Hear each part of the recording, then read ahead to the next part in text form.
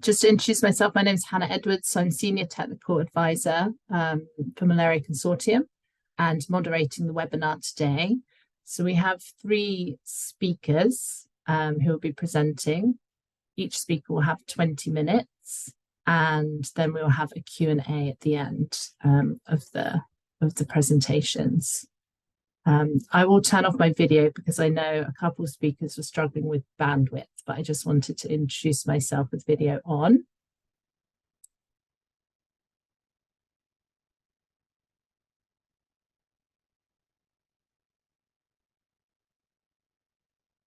I think let's give it another couple minutes. I think there's still a couple people joining.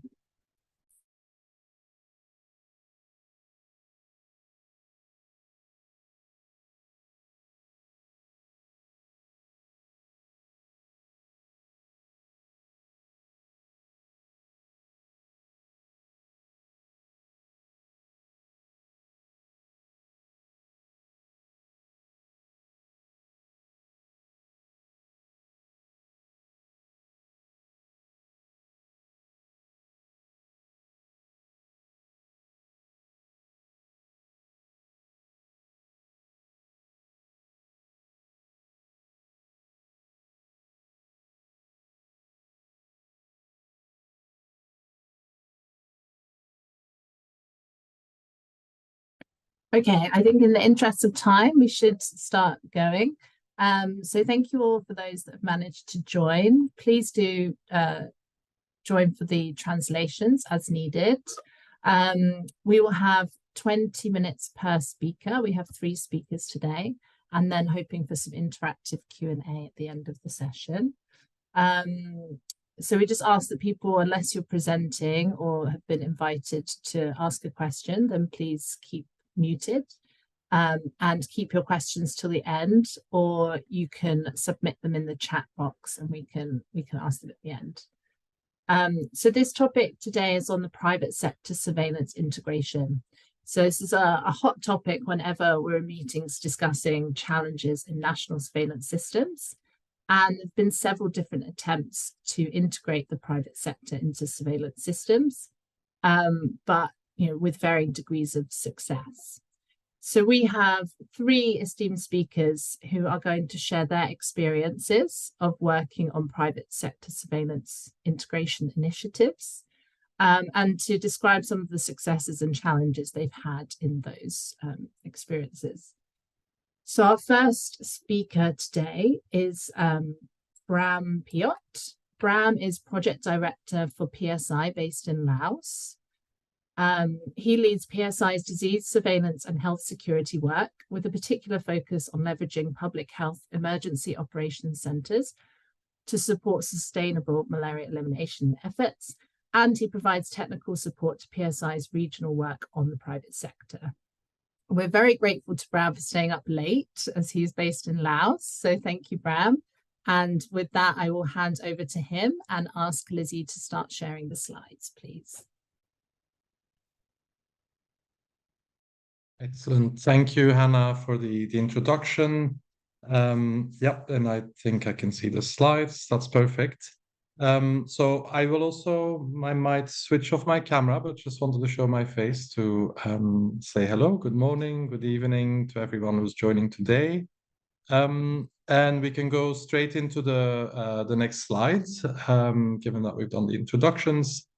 And before we dive into the meat of the presentation around private sector engagement for malaria surveillance, I wanted to give a bit of background, explain some of the context and the settings and objectives of the project under which PSI worked on private sector malaria surveillance. The lessons learned that I'll be presenting came from the Greater Mekong Sub-region elimination of malaria through surveillance. That's a bit of a mouthful for a project that's known as GEMS program.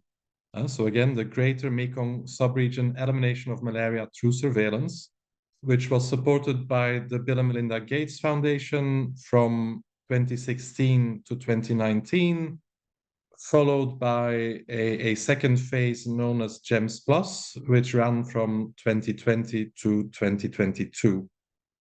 during which time, throughout the length of these two projects, PSI and partners worked in Cambodia, in Laos, in Myanmar, and Vietnam, with the objective of engaging private sector providers to provide quality malaria case management, and while doing this, also report their data to feed into the national systems. GEMS was all about engaging the private sector in a context of malaria elimination. It's important to keep in mind that in these three countries, so all except for Myanmar, which is a slightly different setting, but they are targeting malaria elimination by 2030. So that's just around the corner. And this is in a context where overall caseloads have been reducing very rapidly. And GEMS Plus, so the last 3 years, aimed really to transfer a refined private sector network to the national malaria programs in view of long-term sustainability of private sector engagement in malaria, managed by the national malaria programs in each of the countries. I won't go into the details of this slide, but then essentially you see we're looking at pulling out gradually and reducing PSI's direct work on private sector network management and ensure that the national malaria program can take over in a way that is sustainable once again. So next slide, please. At its peak, GEMS was working with over 20,000 private providers. These are pharmacies, clinics, local GPs, all community level, small healthcare providers. It's a very extensive network. But over time, this network was refined and optimized to make sure that we maximized impact of the private sector engagement strategies in those areas with highest caseloads, or those that lacked accessible public sector services. And especially in countries like Laos, Vietnam, Cambodia, where the malaria endemic or the high transmission areas were rapidly contracting, it was important that we stayed relevant and that these private providers were activated in the right places. And during that final transition phase, these pharmacies, clinics, and other healthcare providers actually contributed a substantial proportion of national testing volumes and of confirmed malaria cases. For instance, in Vietnam, as you can see on the bottom right, up to almost 14% of all malaria cases nationwide were detected through these providers in our network. And it was slightly lower in Laos and also lower due to different strategies in Myanmar and Cambodia. But again, overall, very substantial contribution, which is really very important, especially in elimination settings, where it's crucial that every single case gets detected and promptly reported, so that case investigation and response activities in line with national protocols can be conducted in a timely manner. And of course, we collected all this data and PSI used it and shared it with the government, but a key requirement during the transition phase was that these private sector surveillance data points could be systematically and directly incorporated into national malaria surveillance systems in a way that made it easy for providers to report cases, so applying easy to use tools. And on the other hand, for public health authorities, whether that's the central national program or subnational malaria teams, to access reliable surveillance data from these networks. And again, without these private sector contributions, there would otherwise be a massive blind spot in the surveillance system. So, I'm sure I don't need to convince you of the importance of looking at private sector malaria data, but still useful to remind everyone. So next slide, please. The presentation, the next few slides will cover this crucial component of the project based on our experience across Southeast Asia and specifically in Laos. First of all, enabling private sector malaria case reporting, and second, ensuring that surveillance data are incorporated into the national systems. And I'll show how we moved from initial paper-based reporting to custom mobile apps and then expanded to easier digital tools.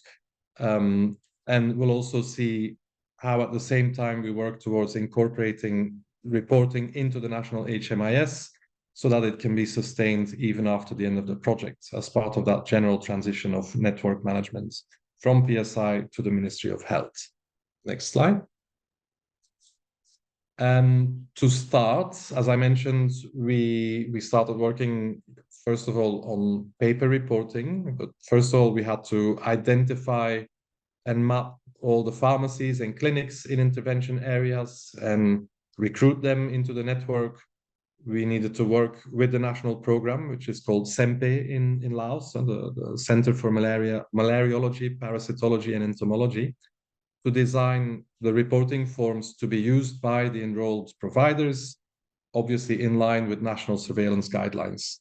So we enrolled and trained hundreds of providers and gradually scaled the network in multiple provinces in each of the countries. And in Laos, this involved around 400, 500, 600, depending on how the network evolved, of pharmacies and local clinics that we call PPM outlets, where PPM stands for public-private mix. Initially, only paper registers were used, which resulted, in fairly low reporting rates, and in many areas there were delays in reporting because these registers needed to be collected or directly entered into the database by project staff, which of course is quite time and resource intensive. So again, looking at the timelines, this is now, we're talking very early days, 2016, 2017. But fairly rapidly, we needed to make sure that providers could submit better quality, better, more timely data, and taking advantage of increasing connectivity and availability of mobile devices among the providers in our network. Next slide, please. So we developed a mobile app, just like pretty much everyone else was doing at the time, and one that would improve these challenges around reporting rates and timeliness and quality of reporting. And we chose to do this in a way that the app was compatible with DHIS2, which is a system that PSI was using at the time and still is as our internal HMIS. But we also wanted to make it as easy as possible for providers, meaning it had to be a simple design in the local language, using a pictogram-based interface to overcome limitations around literacy, for instance, or ease of use and familiarity of providers with these digital tools. And in the end, it worked. We had pretty good results, but still only around half of providers use this. And there were still several barriers that we needed to overcome, which we'll get to afterwards. But I also wanted to highlight that at the same time, we worked on setting up a connection between the PSI DHIS2 instance and the Lao HMIS and the Health Management Information System, the national system, which is also in DHIS2, which then enabled us to easily feed and submit the PPM malaria testing and case data into the National Malaria Surveillance Database, which was inside the HMIS. And that was done at the start of every month, essentially at the push of a button, after PSI project teams did initial quality assurance and data validation, and under the form of aggregated PPM data by district. So we still had case-based data, but it wasn't detailed by individual provider. Rather, it got aggregated by district. But it was a good start, right? Talking about these digital tools, maybe as a side note, we subsequently worked very closely with the University of Oslo, who are managing DHIS2, to improve the native DHIS2 Android capture app. And several of the current features that are available now in that generic app actually came out directly of our malaria digital tools that we designed in the GMS. For example, the ability to display response options as pictograms. And some of you may also be familiar with the MCBR app, the malaria case-based reporting app that's still used to date in Myanmar by a number of partners. And it's actually our early digital reporting work in Cambodia and Laos that led to the development of that malaria case-based surveillance or reporting app. All this, worked well. We had, as I said, fairly good adherence and use of the app, but at the same time, there were still significant challenges associated with these custom apps, and that were not unique to this one, but in general, the challenge was mostly that users needed, first of all, to have a compatible Android device, a smartphone that wasn't too old and that had the right settings. They needed a decent internet connection, including to download the app, a user account with their own passwords, the ability to update to when new versions would be released. And also they needed to go through in-person training to use a tool. Even if it was fairly simple, it still required getting people into a room, training them over the course of a day, and then hoping that they would be able to continue using the tool. Next slide, please. In response to these challenges, we looked at solutions that would overcome these barriers and provide an even more user-friendly option to the providers. And we actually ended up using social media chatbots and tools like Facebook Messenger and later on WhatsApp, that we realized we could connect them to DHIS2 and set up almost like a conversation flow where the user would receive questions. For instance, what is the age of the patient? What was the test results? And with options, was it Vivax? Was it falciparum? Was it a mixed case? What treatment was provided? Was the patient referred to a health center? One question after the other with very simple answer options. And the data that was collected could be submitted in real time to DHIS2. And the real advantage was that this could be used on any even fairly basic mobile device without needing separate accounts, without needing to install and update apps or navigate unfamiliar user interfaces, because actually almost everybody in Laos, at least, is using Facebook. Facebook is the internet, right, in Laos, and people use Messenger and increasingly WhatsApp to communicate with each other. So during the testing and piloting phase, we rapidly noticed that users really like that familiar interface, everything in local language, and then that automated flow through Facebook Messenger in this case, or at least initially.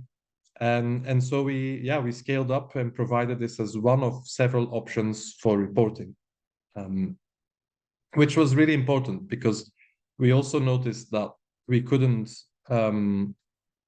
impose a single reporting channel or a single tool, whether that's paper or a custom app or another type of reporting channel, because end users want options, right? There's no one size fits all solution that meets everybody's needs and capacities, but rather it's important to take into consideration diversity of users. And we all know that these healthcare providers vary enormously in their work settings, their responsibilities, their time availability, their digital literacy, as I mentioned, their ownership level of smartphones, and the use and comfort with technology. So, we went through a whole iteration of early systems that was very necessary and ended up offering more than one channel to providers.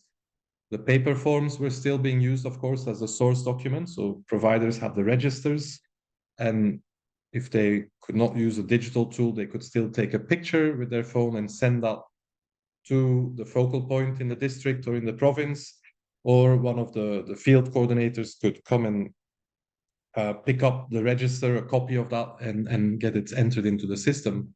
Or they could use the original mobile app, and then the chatbots on existing messenger services used by providers. And again, we ended up diversifying, and beyond Facebook Messenger, also had an option to report through WhatsApp. So this is really all about the digital tools and making it easy for providers to report, because if there's a whole cumbersome process involved, then you're likely to end up with only very partial or poor quality data. Next slide, please. And as we were looking at how to best integrate private sector reporting into the national HMIS, we worked very closely with the Ministry of Health, not just with the National Malaria Program, but also with others. This included the National Malaria Program and the wider Communicable Disease Control Department, the department or team in charge of the HMIS, which at the time was under the Department of Planning and Cooperation, the Food and Drug Department, because they're in charge of overseeing pharmacies, and the Department of Healthcare and Rehabilitation, because they are in charge of clinic licensing. So, you know, what we needed to do as a first step was to make sure that all these private sector outlets, and you get an idea of on the map here on the right, red are pharmacies and green are clinics, and you can see that they were located in specific areas, especially in the south where malaria transmission is highest. But we need to make sure that these outlets were available as organization units in the national HMIS, so that they could actually be used for reporting. And with PSI pulling out and transitioning that network management to SEMPE, we needed to make sure that private sector reporting would be sustained and locally owned. So again, that's why it was so important to involve everybody from early on. As a result, more than 400 of these clinics and pharmacies were added to the national HMIS, and the image here is directly extracted from the HMIS.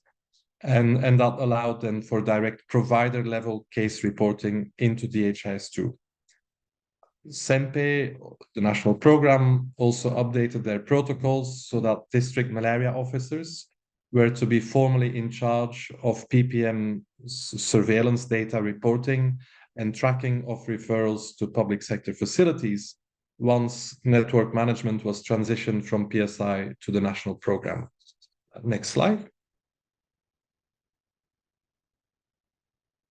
And following the transition, SEMPE now, and this is the last year plus since the end of 2022, SEMPE actually continues to work directly with these PPMs and provides training, support with case management and referrals, and also oversees routine reporting of surveillance data.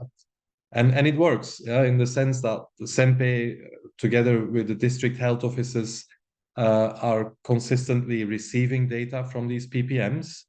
And so far this year, this may seem very low, but looking at the total caseload in Laos, which is around 400 cases detected through passive case detection, excluding one district that saw a substantial concentrated outbreak, we had 29 cases reported from PPMs in the southern provinces. And those are the red dots on the map. So you can see the red and pink dots. These are malaria cases reported by pharmacies or clinics. They represent about 8% of the total caseload. Again, not insignificant in this type of elimination setting where every case matters. We've also seen how malaria surveillance paved the way for expanded disease surveillance through the private sector, which now covers private hospitals. It also covers other diseases, including COVID initially, dengue, and other priority notifiable diseases. And this is part of the country's wider efforts to further improve integrated disease surveillance and response capacity. It was a kind of a nice additional benefit, of course, and showing how the malaria-focused efforts directly contributed to broader disease surveillance improvements. And next slide. I think this is my final slide. Just to recap, a few of the lessons we've learned is that we've seen that community-level private healthcare providers have a really important role to play and can contribute significantly to improved case detection, leading to more sensitive surveillance systems, which in turn are a critical component of malaria elimination strategies.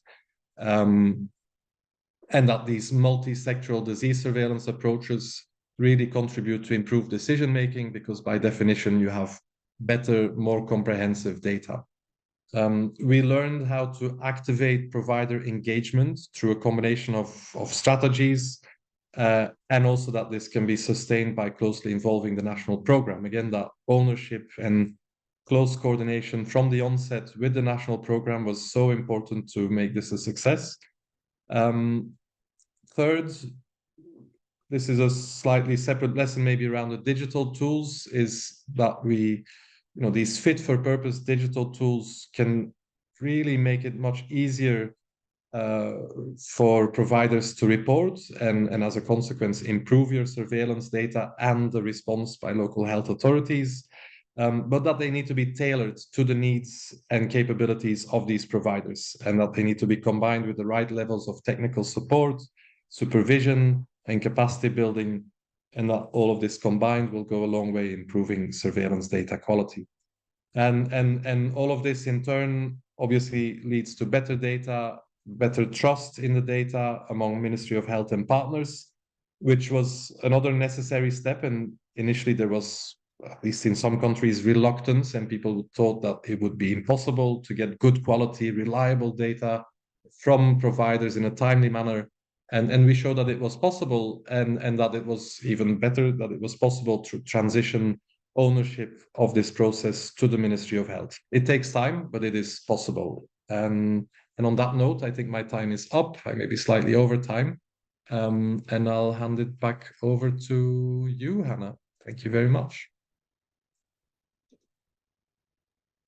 Thank you so much, Bram. That was really, really interesting. Very intrigued about the chatbot use. So I have a couple of questions for you on that when we get to the end. Thank you so much. Okay, we will go on to our second speaker. Our second speaker is Dr. Abiola Idowu. Dr. Abiola is the Executive Secretary of the Lagos State Health Facilities Monitoring and Accreditation Agency. She coordinates the regulation of both public and private healthcare facilities to ensure compliance with set standards and maintains the Health Facility Register. She was formerly the Head of Research and Statistics within the Health Management Information Systems Office, and she coordinated the regulation of COVID-19 health facilities and ensured compliance to standards during the pandemic. Dr. Abiola, I will hand over to you. Thank you. Thank you very much. Thank you, everyone. I'm going to put on my camera just so that everyone can see my face, and then I guess I'll just turn it off to ensure that the network is stable. I'm going to be coming in from the perspective of a regulator and also a facilitator in private sector engagement. And I'm going to quickly talk about private sector engagement strategies in malaria surveillance. Next slide, please. Okay, I'm going to quickly give an overview of what Lagos State has done in terms of malaria surveillance. In 2021, the total case of malaria in Nigeria was about 68 million, and it accounted for 27% of the global burden and also 31% of child mortality. In Lagos State alone, 70% of the outpatient visits is due to malaria, which is very alarming for us. And the need to continue to engage with the private sector cannot be overemphasized, because we have over 4,000 private health facilities in a total of 5,000 government-recognized facilities in Lagos. And over 50% of patients seek treatment from the private-owned health establishments. Even though the figures for malaria is really abysmal, we have had like a 26% decline from 2000 to 2021, with it going down from 413 to 306 per 1,000 population. Next slide, please. Next slide, please. Thank you. So I already said that I'm going to be going from the perspective of a regulator. So I'll just quickly introduce who we are and what we do. We have been introduced, we're Lagos State Health Facilities Monitoring and Accreditation Agency, and we set standards for both public and private health facilities in the state. We were established by a law called the Health Sector Reform Law in 2006, and were supervised directly by the Lagos State Ministry of Health. Next slide, please. Next slide. Thank you. So the main mission is to ensure that all Lagos residents have access to safe and quality healthcare. But we do this based on some values that we hold dear. For example, we're client-oriented. We cannot, engage our private providers and our public providers to say we want you to be patient-centric if we do not have policies that focus on them and see that they are improving their quality of health. Next slide, please. Okay, so what are our processes? We register health facilities, we carry out basic licensure, we go on quality assurance audits, we carry out accreditation using our standards. Next slide, please. We have several functions, and they are divided into 4. Our standards,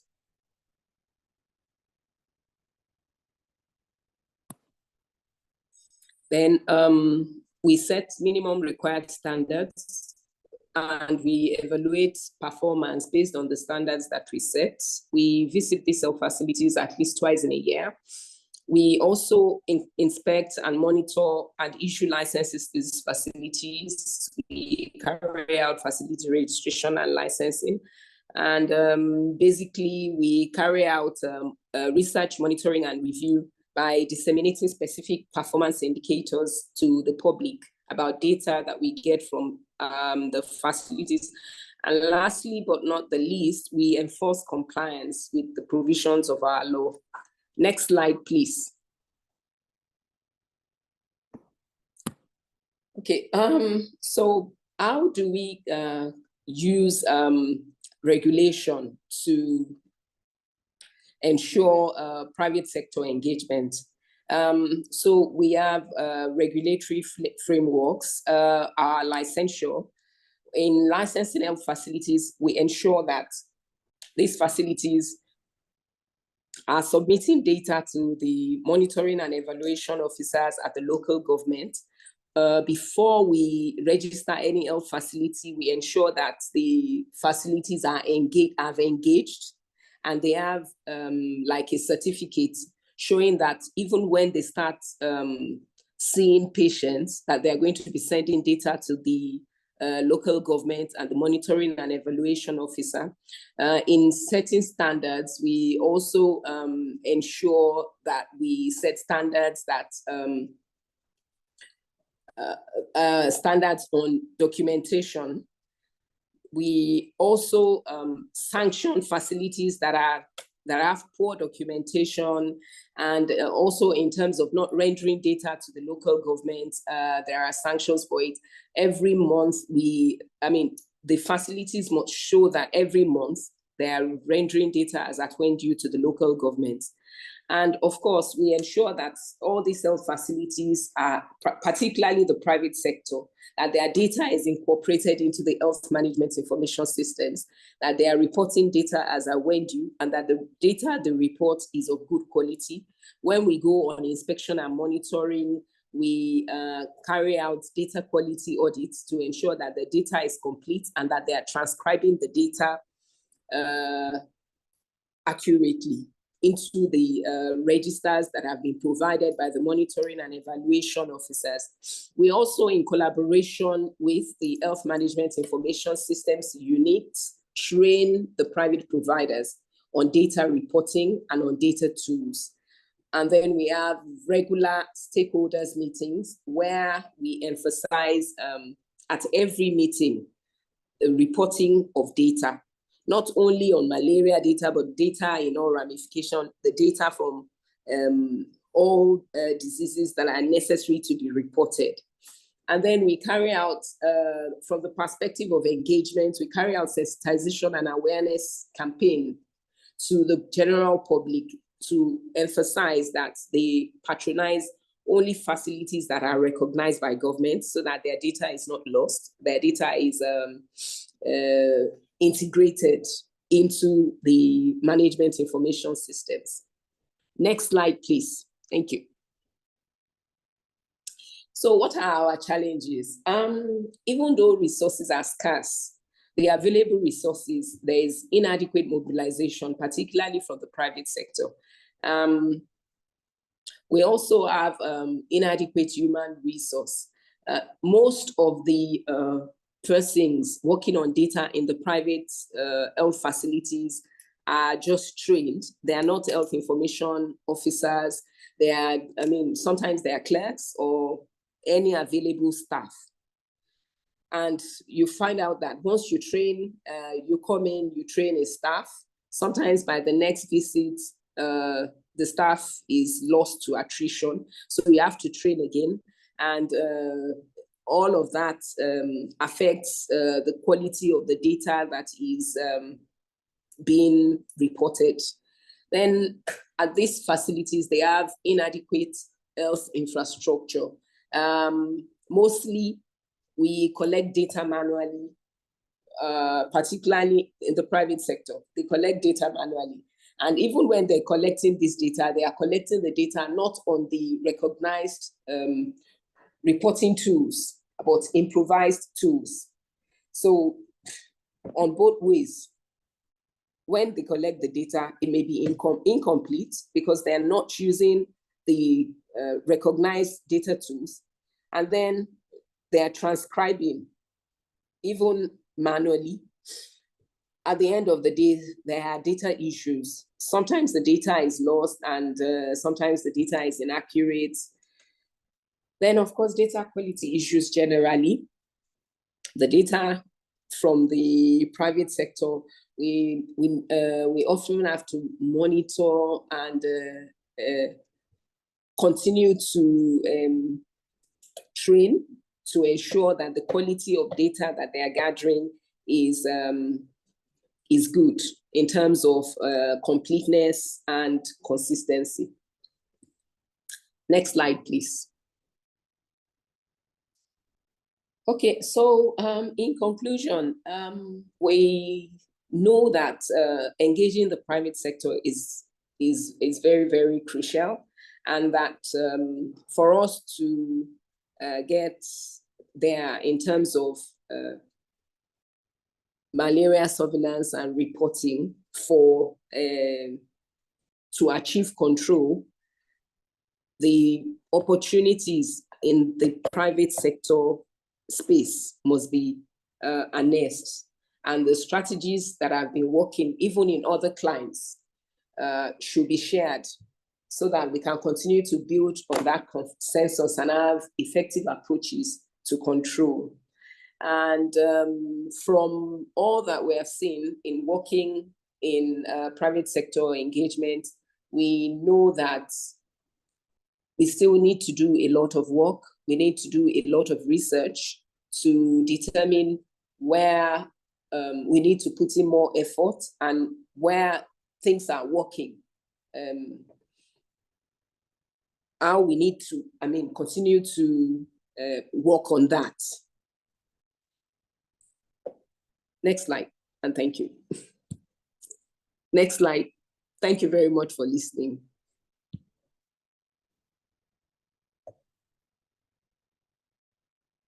Thank you so much, Dr. Abiola. That was really interesting. Really interesting to see a very different kind of viewpoint and way of approaching the problem than our previous presentation. Again, I have a few questions, but I'll save them to the end. Thank you very much. So our third and final speaker is Dr. Ahsan Ongare. Dr. Ahsan is a public health doctor and director in charge of the Health Information System at the Ministry of Health and Public Hygiene in Burkina Faso. Dr. Ahsan has more than 28 years of service in roles at all levels of the national health system, from district level chief medical officer to regional and central level management positions across reproductive health, tuberculosis and malaria programs. So Dr. Hassan, I will hand over to you for your presentation, please, and to give us a perspective from NMCP Ministry of Health. Thank you.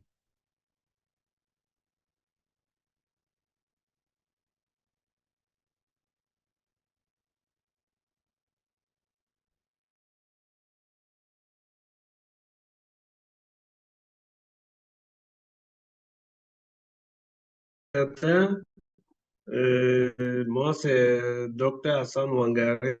Je suis, euh, je, je suis responsable du système, système national d'information sanitaire. Voilà, donc je vais vous parler un peu de l'intégration des données du secteur privé dans dans la gestion des données au Burkina Faso. Voilà. Donc, rapidement, le plan de présentation. Diapo.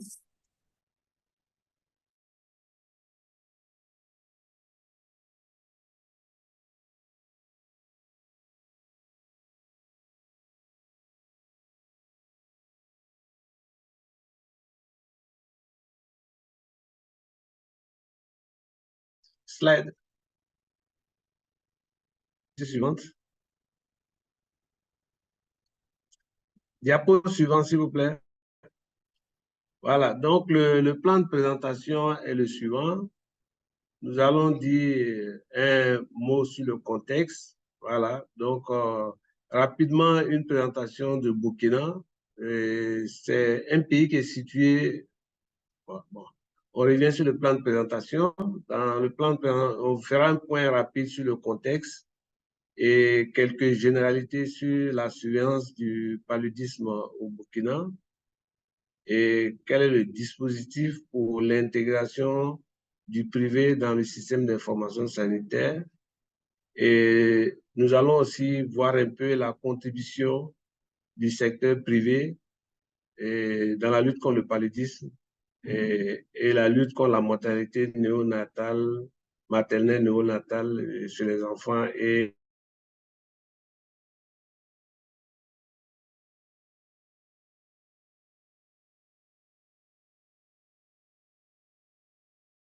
quelques conditions de réussite, les défis, et nous allons terminer par les perspectives. Diapo. Vous m'entendez, Diapo? Diapo. Voilà, merci. Donc, le Burkina Faso, rapidement, un point pour présenter un peu la situation de le Burkina. C'est un pays qui est situé au cœur de l'Afrique de l'Ouest. Nous avons environ, le dernier recensement de 2019 nous avait donné une population de un peu plus de 20 millions d'habitants, avec un taux de croissance annuel de 2,9 sur la période 2006-2019 contre un taux qui était de 3,1 sur la période de 1996 à 2006. Il faut dire que plus de 50%, environ 52% de la population est représentée par les femmes.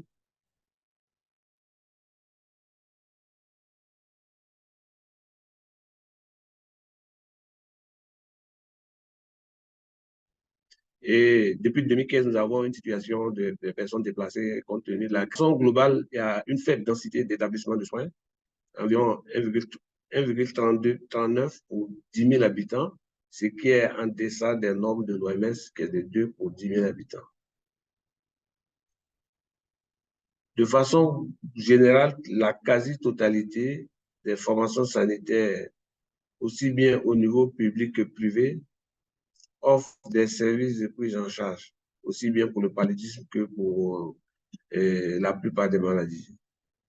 Il faut dire que le paludisme demeure le premier motif de consultation, d'hospitalisation et de décès dans les formations sanitaires. Diapo.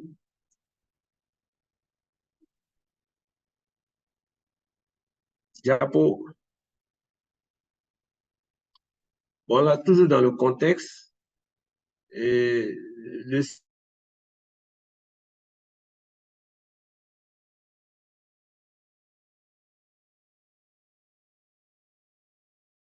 l'organisation du système de santé médicale, je crois que c'est pour la plupart des biens un volet administratif et un volet service de soins. Pour ce qui concerne le volet administratif, nous avons le niveau central qui est représenté par le cabinet du ministre et les directions centrales. Et au niveau régional, nous avons les directions régionales. Au niveau du Burkina, nous avons 13 régions, donc 13 directions régionales. Et au niveau périphérique, nous avons 70 districts sanitaires. Donc, pour ce qui concerne au niveau des services de soins, nous avons au niveau central les hôpitaux nationaux, qui sont les CHU. Nous en avons 6 actuellement. Et au niveau secondaire, nous avons les hôpitaux représentés par les hôpitaux régionaux. Et au niveau soins primaires, nous avons les agences de santé à base communautaire et les centres de santé de promotion sociale.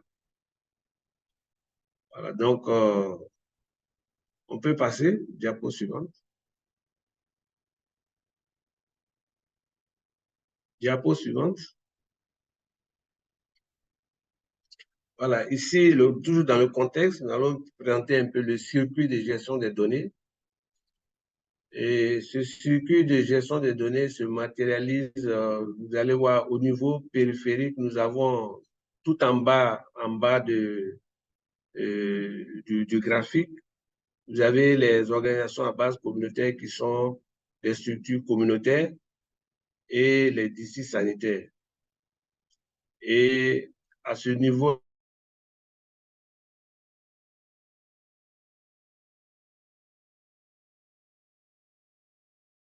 là, vous constaterez, vous verrez la situation communautaire qui transmettent leurs rapports mensuels au niveau des centres de santé et de promotion sociale. Et le secteur privé, qui à ce niveau-là transmet ses rapports directement au niveau des districts sanitaires. Donc, ils relèvent. Voilà, donc ces données, les données du secteur privé qui sont intégrées dans le système d'information sanitaire sont transmises directement au niveau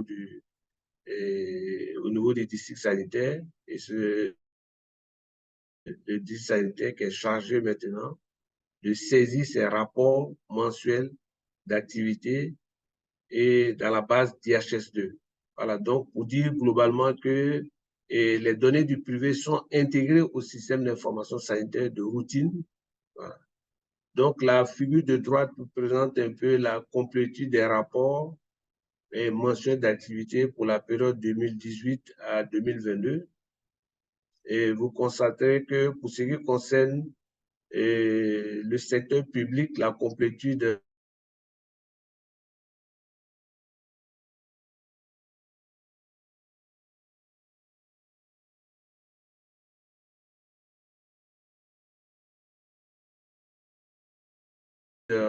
est assez bonne, un peu plus au-delà de 90% de rouge. Vous constatez que pas toute satisfaisante, elle se situe généralement autour de 68%. Voilà. Donc, bon, pour l'année 2019, cette chute-là, il faut dire qu'elle est liée essentiellement à une grève qui a eu lieu en 2019. Donc, il y avait une rétention et des rapports mensuels, c'est ce qui explique qu'en 2019, nous avons eu cette chute. Sinon, la complétude de façon globale se situe autour de 90% pour l'ensemble des rapports mensuels d'activité que nous recevons. Diapo. Diapositive. Diapositive. Voilà. Bon, pour ce qui concerne la surveillance du paludisme au Burkina, il y a juste un rappel, hein, c'est juste un rappel pour dire qu'il y a un guide de surveillance du paludisme. Et cette surveillance se fait de façon routinière. Donc, chaque semaine, il y a des rapports, il y a ce qu'on appelle les TLO, télégrammes lettres officielles hebdomadaires. Et donc, il y a des données qui sont transmises par rapport au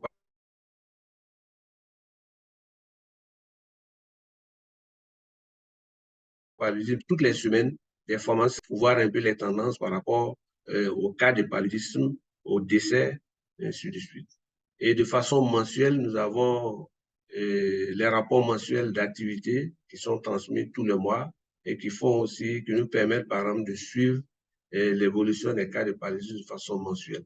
Donc, de façon routinière, nous avons une surveillance hebdomadaire et une surveillance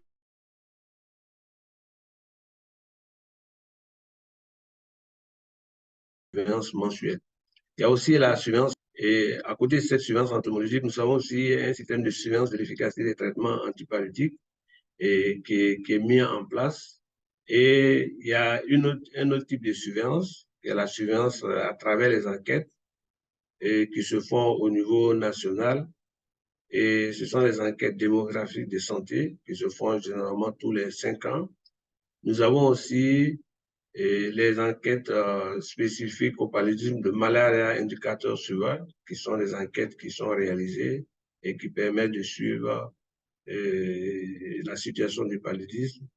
Et nous avons de façon générale aussi un certain nombre d'enquêtes, les enquêtes SARA ou les enquêtes HFA, qui permettent aussi de suivre l'évolution du paludisme.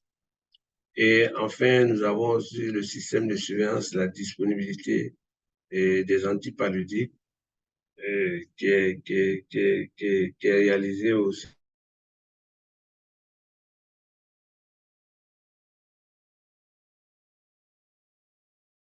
Donc, vous constaterez que global, elle se fait aussi à travers un certain nombre d'enquêtes. Diapo. Diapo.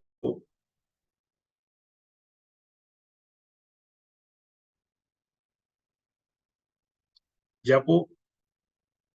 Bon, pour ce qui concerne le dispositif mis en place pour la prise en compte des données du sous-secteur privé de santé, et sur le plan institutionnel, vous pouvez revenir?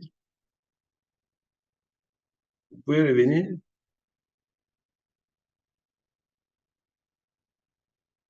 Et la contribution du secteur privé, voilà, ok, merci. Donc, sur le plan institutionnel, il faut dire que toute structure privée doit disposer d'une autorisation d'exercice et cette autorisation est délivrée par le ministère de la Santé.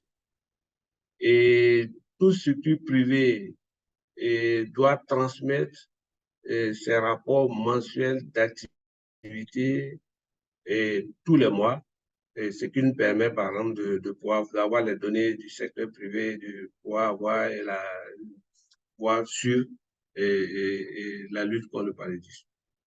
Et il faut dire aussi que ces structures privées-là travaillent sous la responsabilité nationale. Sur le plan organisationnel, ces structures privées-là bénéficient de façon périodique aux supervisions au même titre que les structures publiques. Et ces structures privées-là aussi bénéficient aussi de renforcement de compétences à travers des formations qui sont organisées au niveau des districts sanitaires et au niveau des régions. Et nous avons aussi l'instauration d'un certain nombre de cadres de concertation. Et ces cadres de concertation qui sont périodiques permettent à l'ensemble des acteurs, et plus particulièrement les acteurs du privé donné, parce que vous avez constaté que la complétude généralement des données au niveau du secteur privé n'est pas toujours satisfaisante, donc il y a des rencontres de concertation pour travailler et faire en sorte d'améliorer cette complétude. Et ces structures privées-là aussi participent aux différents cadres de mise en œuvre du plan national de développement sanitaire. Et il y a un certain nombre de fêtières qui sont mis en place au niveau du secteur privé et qui travaillent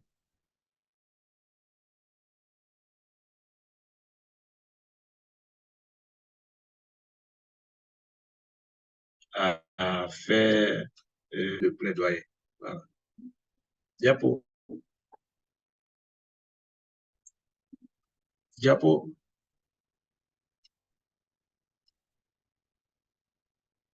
Voilà, ici, cette diapo présente un peu la contribution du secteur privé dans la surveillance du paludisme et dans la santé maternelle et infantile. Et si on prend les trois dernières années, de 2021 à 2023, et en 2021, on constate que sur les 11 526 184 cas de paludisme qui ont été confirmés, et les structures privées ont notifié 626 802 cas. Donc, la contribution du secteur privé est située à un peu plus de 5%, 5,44%. Pour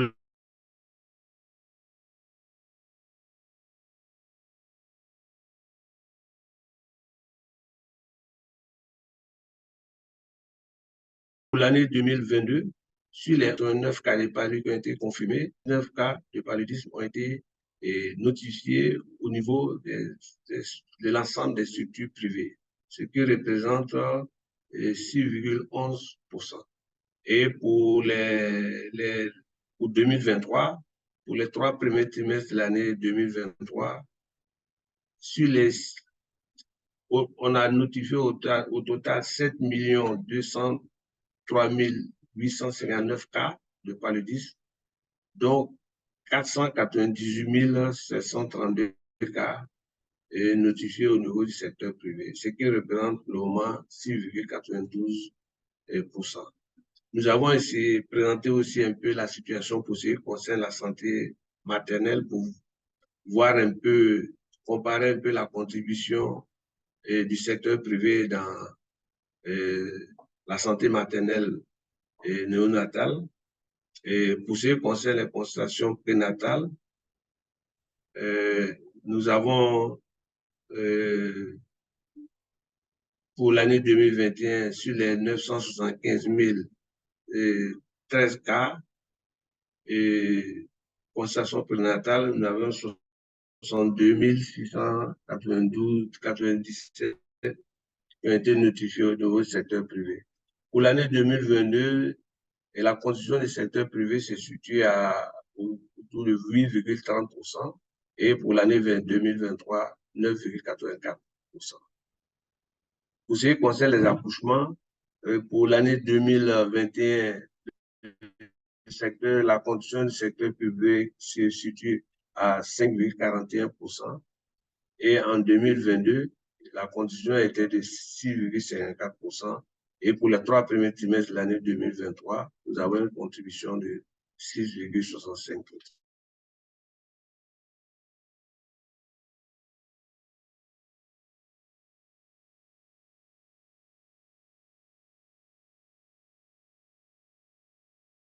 Donc, de façon globale, on peut constater que de façon substantivisme et dans la lutte contre, dans le domaine de la santé de la mère et de l'enfant.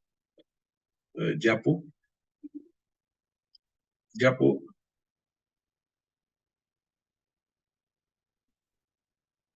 Diapo, s'il vous plaît. Les conditions de réussite et les défis et les perspectives. Pour les conditions de réussite, il faut poursuivre l'implication systématique du sous-secteur privé dans la mise en œuvre des actions de santé.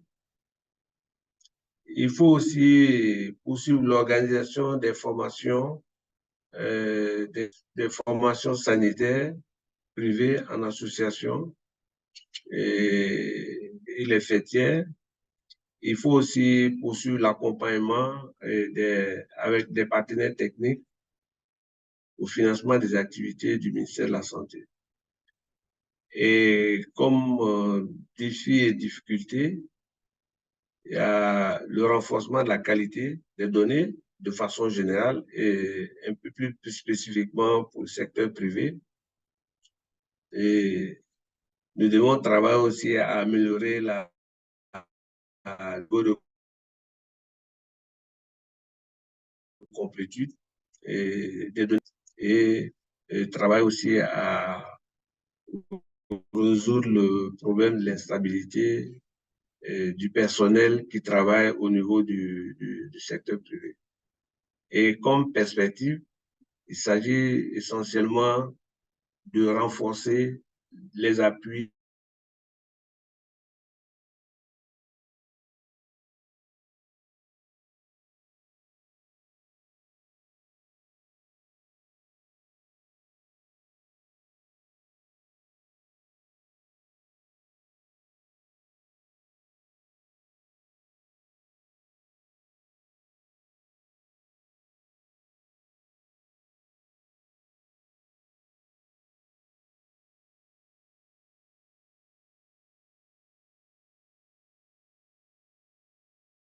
Hi, Dr. Hassan, have we lost et les sound? supervisions en train de jouer le rôle qu'on attend.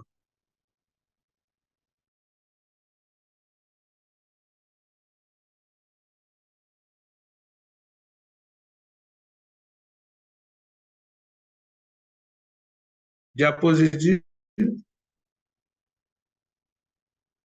Diapo.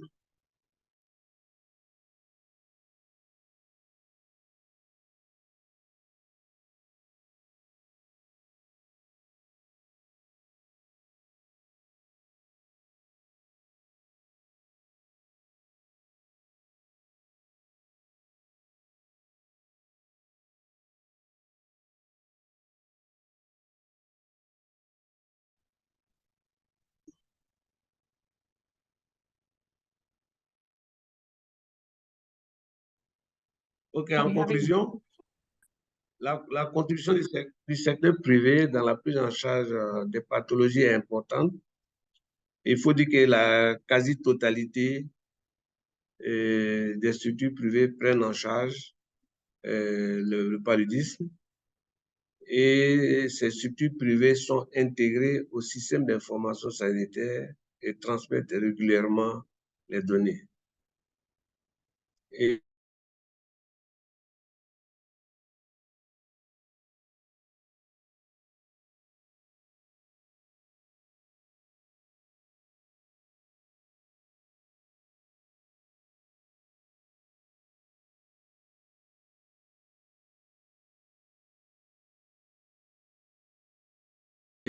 le renforcement des compétences est important et demeure.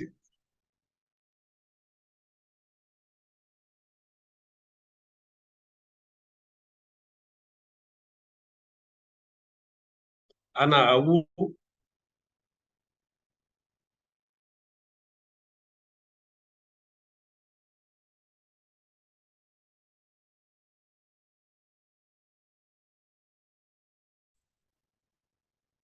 Yeah, yeah.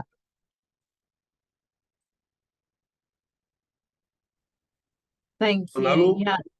Okay, you're back. Diapo? Carry on.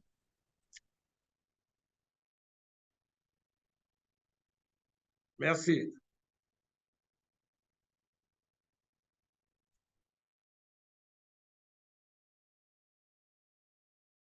Okay, great. Apologies for the connection issues there, but fantastic presentation.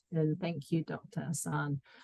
Okay, so we have a few minutes now for any questions. I noticed a couple go into the chat, so perhaps we can address those first. But if anyone would like to ask a question, then please do raise your hand and I can come to you.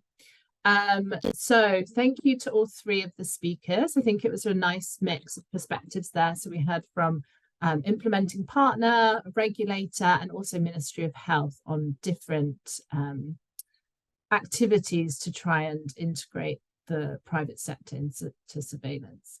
So the first question is for you, Bram. It was asked by Rose. Can you give some information on how you incentivize the providers in Laos to submit their data and whether there were any concerns or issues with submitting to PSI versus the government? Thank you. Sure. Yeah. Incentives are important, right? And you need to motivate providers. Though often mistakenly, it seems we take the shortcut and say the only incentive that works are financial. Yes, we need to make sure that providers have the ability to report, especially for using digital tools, by providing them with phone credit, like a monthly, very small allowance, could be $1 or $2. If they report, that we give them a scratch card with phone credit, and that in itself seems to go a long way. We didn't have any other financial incentives. We did have, however, a combination of others. For instance, awards for those with the best quality or better adherence to protocols, as shown by our supportive supervision activities, participation in training, better connection with public health authorities. But generally, I think one of the things we saw when we studied this, we conducted research on this in Myanmar and other settings, and I put the link to a paper that was published a year or two ago on motivation to test, treat, and report malaria cases within the public-private sector. And one of the things we found was that, and we've seen this elsewhere as well in other disease areas, was that the sense of community duty and the providers' willingness to contribute to the well-being of their community. And again, keep in mind that these are very local providers that are embedded within their communities. They're fully part of this, and they wanted to contribute to reducing the malaria burden and improving the well-being of their community. So that in itself was also an important factor that we found. That's great, thank you. So maybe while we're talking on the topic of motivating, so yes, you've highlighted some,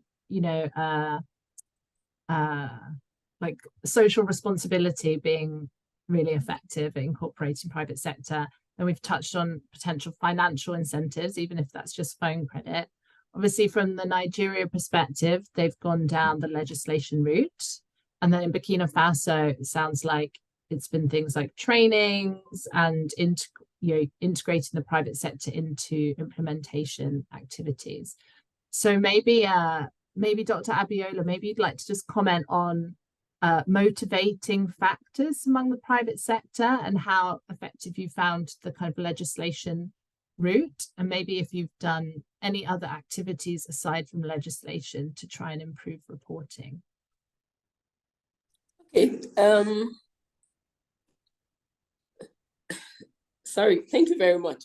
Okay, so the major motivating factor for the private sector in reporting is licensure. If you do not show evidence that you are going to be reporting data, then you will not be registered. You will not be a registered facility. And once you are not registered, you are operating illegally. And then even once you are established and you are operating the facility, you need to show that you are submitting your data monthly to the monitoring and evaluation officer at the local government level, because they are the ones who collate all that data and make sure it is transferred into the district health information systems.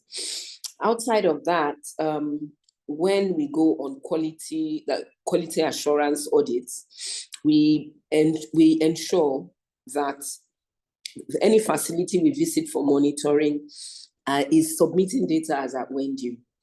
If you're not, we sanction. So the first thing we do when we visit, the first visit, we give a notice of non-compliance, even if you are okay in every way, but not submitting data on a monthly basis, we give a notice of non-compliance.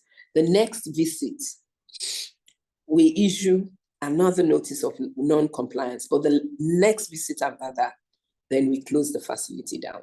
So, and the facilities understand that once we issue a notice of non-compliance and we issue another one, they are at the threats of being closed down. So they tend to try and comply with submitting data. And I must say, just to digress, that the presentation from Laos, I think, is really very interesting. And I would say that most of the issues that we're having is really very rudimentary, even though we're still battling with things like data tools and that are paper-based, not to talk of using the mobile app to collect data. But I'm wondering how they are going to sustain giving incentives, particularly monetary in any form. I'm wondering, because we have tried and it has failed. Mm-hmm. In Lagos, to an extent, we have tried and it has failed. So I don't know how sustainable that will be.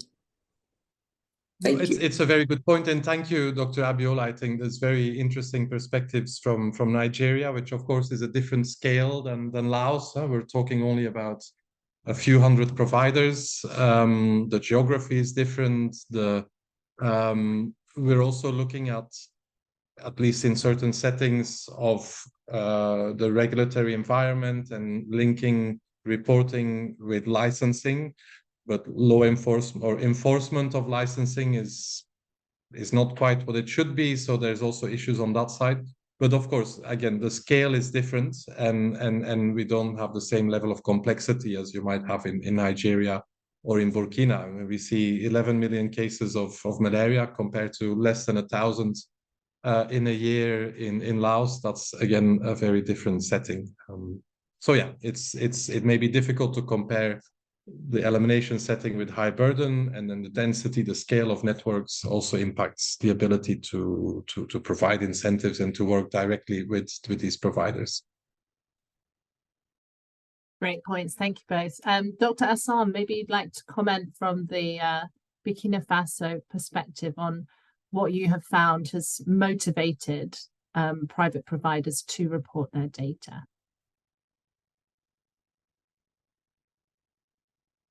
Hopefully we have the connection. Oui, merci. Bon, l'intégration des données, parce que c'est une obligation, parce que dans l'autorisation qui leur est délivrée, qui est délivrée au secteur privé pour leur permettre d'exercer, et les oblige à transmettre les rapports d'activité. Et dans ces rapports d'activité, les données de lutte contre les données de surveillance de lutte contre le paludisme sont intégrées. Voilà, donc ils ont une certaine obligation. Et s'ils ne transmettent pas les rapports, il y a des sanctions aussi qui sont prévues à cet effet, parce que on ne peut pas surveiller, on ne peut pas surveiller enfin, de façon globale le système d'information sanitaire. Si on n'a pas des données qui sont des données factuelles qui nous permettent d'assurer la prise de décision. Et ce qu'on constate aussi de plus en plus, c'est que le secteur privé ne fait que se développer. Et la question de la compétition pose problème, parce que le secteur privé, bon, peut-être qu'ils n'ont pas tous les moyens qui sont à leur disposition. Nous, on les accompagne. Mais ils ont cette obligation quand même de transmettre au moins pour nous permettre de savoir quelles sont les activités qu'ils mènent et combien de cas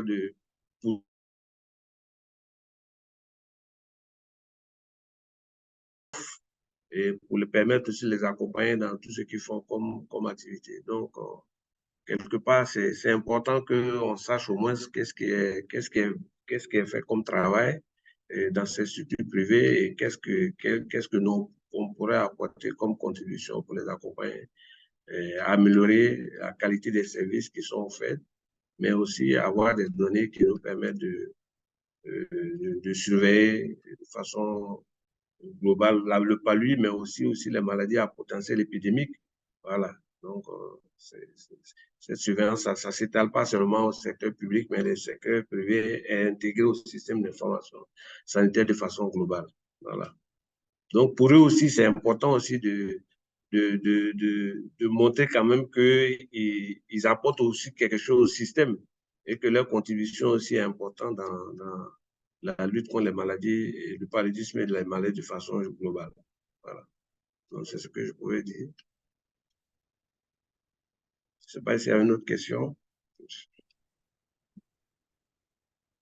Thank you. Yes, just to follow up on that, thank you. I hope I understood the plot correctly. I'm afraid my French is not very good. But I think you showed a graph of reporting completeness from public and private sectors. And apart from a dip in 2019, the reporting percentage was quite stable from the private sector, around 70%, if I remember correctly. So do you know what's the difference between the 70% that are reporting and the 30% that are not, and how do you think you can improve upon that that baseline?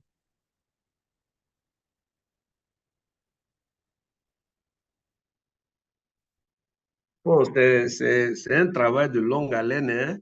Donc, comme je l'ai dit, on organise de façon périodique des acteurs du secteur privé. Ils n'ont pas toujours les compétences, et comme le secteur public, ils n'ont pas forcément un agent qui est habilité, qui est formé pour pouvoir rédiger les rapports. Donc, bon, donc on essaie quand même de les accompagner, de former, de leur demander d'identifier quelqu'un qu'on forme, qui leur permet, par exemple, de pouvoir rédiger les rapports et pouvoir les transmettre à temps. Et nous envisageons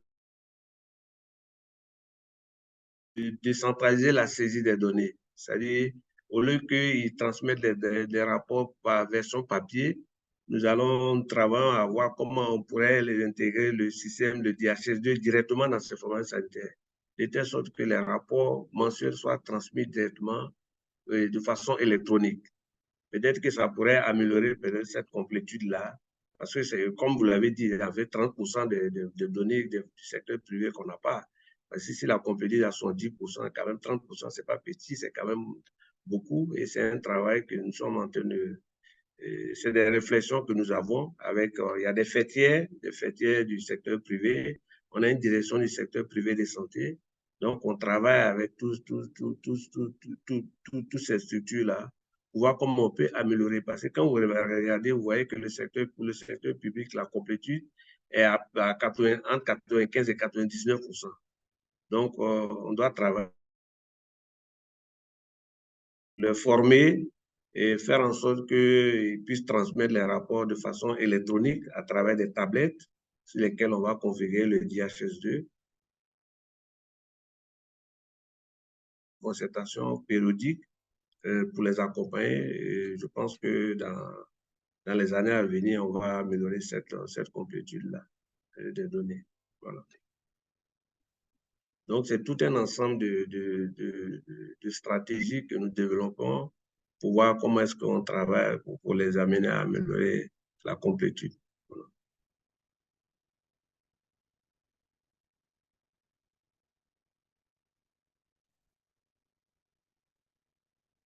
OK. Ça va? Vous avez compris un peu? Very clear. Thank you very much. Very, very clear. Bram, if I go back to you for a question, it was on the use of your chat bots from Facebook and WhatsApp. You said, and then you said something around having a diversity of approaches to report tools have improved maybe the reporting. So you had paper-based, you have the app, you had these chat bots.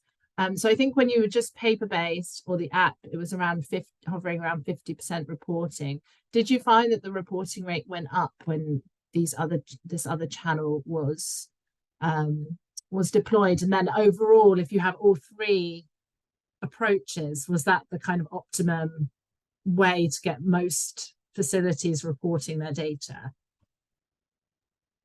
No, I think definitely we saw improvements once we adopted the chatbots. First of all, as I mentioned, it was much easier and people were familiar with these tools. They already were using it. They didn't lose passwords or didn't have to reinstall apps when they changed phones or when the versions changed. But also one of the things we added in a second update and an improvement to this tool was that we would send reminders on, let's say, the last day of the month for there were two things that we were asking providers to report. One was any malaria case to be reported instantly the same day or within 24 hours. And the second thing was a monthly summary report that had the total testing volumes, how many cases, how many RDTs used essentially, and then things like ACTs in stock by age band. And for this was really one of the main challenges we had before, was that how to get that monthly summary data on time. And by sending these automated reminders, this is something that's configured and programmed. People would receive that message saying, hey, don't forget to report your data. It's the end of the month. They would receive this in Facebook Messenger or WhatsApp.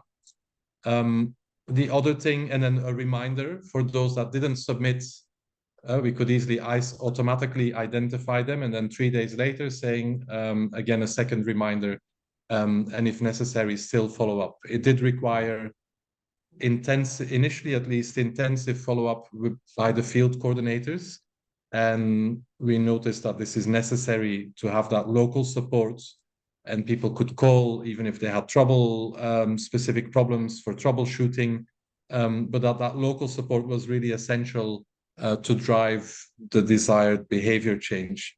And then another thing which is somewhat connected as well, and a comment that's been made earlier by my colleagues, is that providers were also incentivized or motivated by knowing that their data was being put to good use and that people were following up and that we were looking at it. And one of the things we also included in that second version of the chatbots was automated notifications to the public health authorities so that they would immediately receive a WhatsApp message or an email saying that a PPM such and such has reported a case of P. vivax in a 5-year-old in this location and was referred or provided treatment or referred to hospital. So that also helped to improve adherence to the reporting guidelines.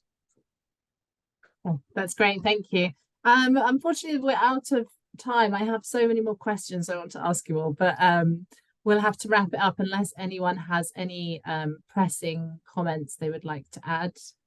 I really wanted to ask for perspectives on how to deal with high staff turnover, but I think that's a whole webinar in itself.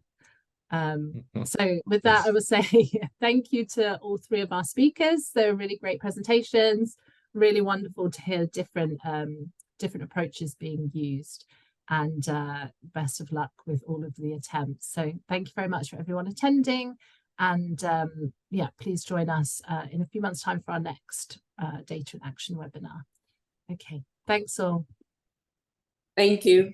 Thanks all. Thank you very much. Bye-bye. Bye.